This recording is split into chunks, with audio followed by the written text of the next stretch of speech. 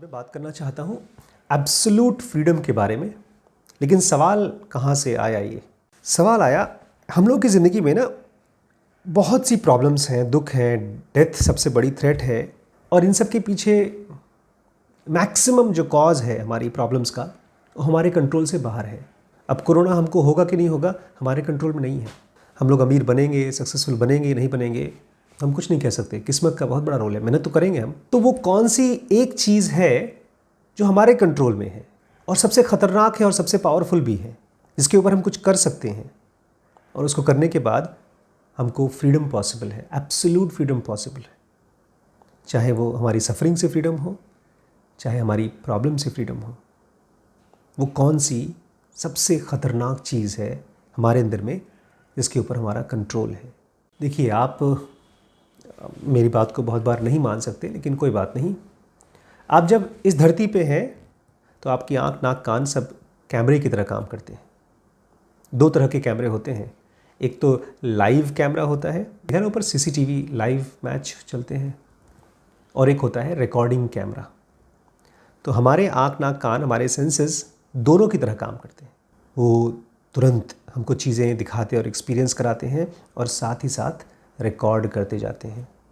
ये मैं किस चीज़ के बारे में बता रहा हूँ? वो सबसे ख़तरनाक चीज़ जो हमारे अंदर है और जो हमारे कंट्रोल में है, जिसके ऊपर हम काम कर सकते हैं और फ्री हो सकते हैं। ठीक, धीमे धीमे आप जब भी कुछ पेनफुल एक्सपीरियंस करते हैं, चाहे छोटा मोटा पेन या कोई बड़ी दुख भरी चीज़, वो रिकॉर्ड हो जाती है और वो स्टोर हो जाती है। हम नहीं चाहते ये चीज़ें स्टोर हों, हम कभी नहीं चाहते हैं कि हमारी लाइफ की हॉरर स्टोरीज़ स्टोर हों, लेकिन स्टोर इसलिए हो जाती हैं क्योंकि हमने अपने अंदर में ये जो मेमोरीज़ हैं उसके ऊपर बहुत ध्यान नहीं दिया है। हमने क्या नहीं दिया? ध्यान नहीं दिया है। इसलिए अगर हम लोग ध्यान के ऊपर काम करना शुरू कर दें तो हम अपनी सफरिंग को कंट्रोल कर सकते हैं। एनीवे, उसके ऊपर बाद में आऊँगा मैं। तो सबसे पहला पॉइंट ये है कि हमारा माइंड 24 घंटे चीज़ों को एक्सपीरियंस करता है और चीज़ों को रिकॉर्ड करता है, और जितनी भी ख़तरनाक से ख़तरनाक, पेनफुल से पेनफुल चीज़ें हैं उसको स्टोर करते जाता है, इकट्ठा करते जाता है, ऐसे जैसे कोई बड़ी कीमती चीज़ हो। उसके लिए है नहीं कोई कीमती चीज़, बट वो स्टोर कर देता है। और वो जाकर के ऐसे कहीं भी इकट्ठा नहीं हो जाता, वो जाकर जो पास्ट का पेन है उसके साथ इकट्ठे होते जाता है। इसको ऐसे समझिए जैसे आप बर्तन साफ़ कर रहे हैं, तो जो बचा हुआ खाना है वो बर्तन साफ़ होने के बाद नाली में से गया और नाली में कचरा इकट्ठा हो गया। वो कचरा सड़ रहा है नाली का, और उसमें फिर फ्रेश कचरा इकट्ठा होकर के वो भी सड़ रहा है, और फिर महीने 2 महीने बाद वो सब कचरा काला काला नाली का कचरा हो जाता है। जहाँ पुराना कचरा है वहाँ नया कचरा इकट्ठा हो जाता है। तो आपको बचपन में माँ से मार पड़ी, आप एग्ज़ाम में फ़ेल हुए, किसी ने बेइज्जत किया था, वो सारा का सारा कचरा अभी इकट्ठा है। और ये फ्रेश कचरा जो आज आप किसी दोस्त से बात कर रहे हैं और उसने आपके काम को, आपके यूट्यूब के वीडियो को गंदा बोल दिया, या किसी का कमेंट आ गया कुछ और वो हर्ट हो गया, वो हर्ट जा कर के उसी पुराने वाले कचरे के साथ मर्ज हो जाता है, वन हो जाता है। और ये क्यों होता है? क्योंकि आप, हम और ये पूरी दुनिया अनकॉन्शियस है। बहुत ज़रा सा कॉन्शियस है, बाकी सब अनकॉन्शियसली जीते हैं। इसलिए अपनी ज़िंदगी में अगर कोई एक चीज़ को पकड़ के आप काम करें जो कि आपके इनफैक्ट कंट्रोल में भी है और आपको इसीलिए पैदा किया गया है, तो वो है आपकी अनकॉन्शियसनेस को ख़त्म करना। और ये बड़ी जादुई चीज़ है और ये एक बड़ी ख़तरनाक चीज़ है। ये एक नेगेटिव एनर्जी क्रिएट करती है, आपके पेन जो आपके बॉडी में स्टोर होते गया है। ये एक एनर्जी फील्ड क्रिएट करती है, नेगेटिव एनर्जी फील्ड, और आपके आसपास इकट्ठा हो जाती है।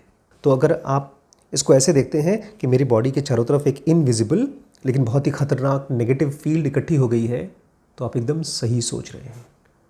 आपकी बॉडी के अंदर, आपकी बॉडी के बाहर एक बहुत ख़तरनाक, और आपकी नहीं, हर किसी की बॉडी के अंदर में, चाहे बिल गेट्स भी हो, अगर उनका डिवोर्स हुआ है, इनफैक्ट अभी एक आर्टिकल आया था, वो कह रहा था कि उनकी शादी पिछले कई सालों से लवलेस थी। लवलेस मतलब प्यार नहीं था उसमें। क्या, कैसे पता? हर्ट हुए बचपन के, बहुत से पैसे से सारे हर्ट ख़त्म नहीं हो जाते हैं। हमने बहुत से लोगों को देखा है जिनके पास हमसे बहुत ज़्यादा पैसा है लेकिन उनके हर्ट्स भी उतने ही हैं। तो वो सब हर्ट्स इकट्ठे होते गए, और जैसे आपके चारों तरफ है ऐसे ही बिल गेट्स के चारों तरफ एक नेगेटिव एनर्जी फील्ड बन गई है जो बस एज इट इज़ रहती है। जैसे कोई बहुत पुराना बीमारी, कोई ऐसी बीमारी जो बुढ़ापे की बीमारी हो, कई सालों से चलती आ रही है, ऐसे ही आपके बॉडी के चारों तरफ नेगेटिव एनर्जी फील्ड रहती है, बुढ़ापे तक, मरने के बाद तक रहती है, वो अगले जन्म तक इकट्ठी होकर के आपके पास रहती है। इसका नाम दे सकते हैं आप, ये कह सकते हैं कि आपके अंदर की, इसी को मॉलिक्यूलर बॉडी भी कहते हैं, इमोशनल मॉलिक्यूलर बॉडी। और इसके दो तरीके होते हैं एग्जिस्ट करने के, एक डॉर्मेंट और एक एक्टिव। डॉर्मेंट मतलब कोई साइन सिम्टम्स नहीं दिख रहे हैं, आपके अंदर में पेन बॉडी है, जैसे आप अभी यहाँ बैठे मेरी बातें सुन रहे हैं, कोई दिक्कत नहीं है, लेकिन अचानक से कहीं से कोई खबर आ गई, कोई ऐसी बात आ गई, या शायद छोटी सी बात कोई आ गई, आपको याद आ गया, या शायद आपने सपना देख लिया, कोई बड़ा डरावना सपना, और उस सपने ने इस पेनफुल इमोशनल बॉडी को ट्रिगर कर दिया, आप दुखी हो गए, मायूस हो गए।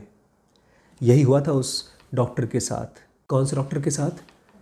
जिस बेचारे को अपना सीटी स्कैन देख करके ये लगने लगा अब मैं बचूंगा नहीं, मैं बचूंगा नहीं, मैं बचूंगा नहीं, तो उसकी जो इमोशनल नेगेटिव बॉडी थी, मॉलिक्यूलर बॉडी, वो ट्रिगर हो गई, वो जो डॉर्मेंट स्टेट थी उससे एक्टिव स्टेट हो गई। उसके बाद जो कुछ भी बेचारा खाना खाए, जो कुछ भी दवाई खाए, बॉडी में जाके काम करती थी। लेकिन सबसे खतरनाक है ये चीज़ आपके बॉडी में अपने आप इन्फ्लेमेशन पैदा कर सकती है। पता है आपको?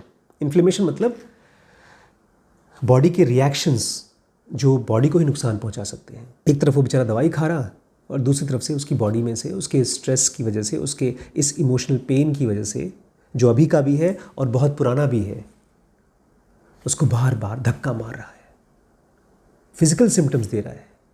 ये मैं इसलिए बोल रहा हूँ क्योंकि इस पर हमारा और आपका कंट्रोल है। हम और आप चाहें खाली नहीं, खाली चाहने से नहीं होगा, इसके साथ पेशेंटली काम करें। क्योंकि जितने भी स्पिरिचुअल टीचर्स हैं वो सब कोई बहुत ज़्यादा पढ़े लिखे नहीं थे, बहुत कम लोग बहुत पढ़े लिखे थे। रमण महर्षि तो कुछ नहीं पढ़े थे, केवल उन्होंने अपने अंदर के नेगेटिविटीज़ पे काम किया। और नेगेटिविटीज़ भी क्या, अपने पेन को पहचाना। अगर कोई आदमी कहता है कि तुम खराब हो, कोई गाली दे देता है आपको, तो वो गाली एक तरह की आवाज़ है, ब्रेन में गई और पुराने वाली जो पेन थी उसके साथ मर्ज हो गई, अगर आप उसको ध्यान से नहीं देखते हैं तो। लेकिन अगर आप उसकी आवाज़ को सुनते हैं और पहचानते हैं और आप ये रियलाइज़ कर जाते हैं ये आदमी थोड़ा दुखी और परेशान है, इसलिए ऐसे शब्द यूज़ कर रहा है, अगर ऐसे मैं समझ पाता हूँ किसी को, तो किसी आदमी की बात मेरे ब्रेन में जाएगी और अनकॉन्शियसली मेरे दूसरे पेन के साथ मर्ज नहीं हो पाएगी। वो खाली एक एक्सपीरियंस का पार्ट रहेगी और ख़त्म हो जाएगी। जैसे हम दिन भर में सैकड़ों एक्सपीरियंस करते हैं और उसको भुला देते हैं। इनफैक्ट नेचर भुला देता है।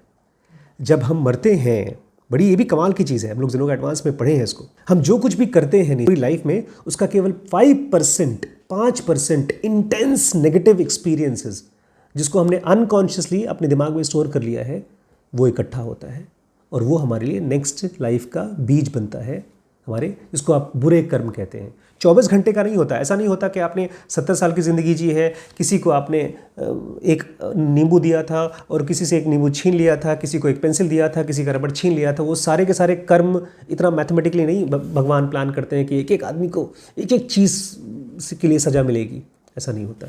वो हमारी मेमोरीज़ में स्टोर होती रहती हैं और वही फ्यूचर में हमारे लिए या तो इसी लाइफ में या तो नेक्स्ट लाइफ में पेन कॉज करती है। ये तो मैजिकल है। मैजिकल क्यों है? यहाँ पर रोल आता है पेशेंस का, यहाँ पर पूरी की पूरी रिस्पॉन्सिबिलिटी हमारे ऊपर आ जाती है कि कोई भी चीज़ आप चाहते हैं, आप फ्री होना चाहते हैं, आप खुश होना चाहते हैं, बस उसको स्टोर मत होने दीजिए। लेकिन कैसे रोकेंगे आप? एक बड़ी इंटेंस घटना हुई, किसी ने आपके साथ मेन रोड पे आपकी बेइज्जती कर दी, दुकानदार ने कुछ ऐसा बोल दिया आपको, आप गए थे सामान लेने के लिए और उसने आपकी बेइज्जती कर दी, आपके पास पैसा नहीं था, कुछ हुआ आपके साथ, उसको मेमोरी मत बनने दीजिए।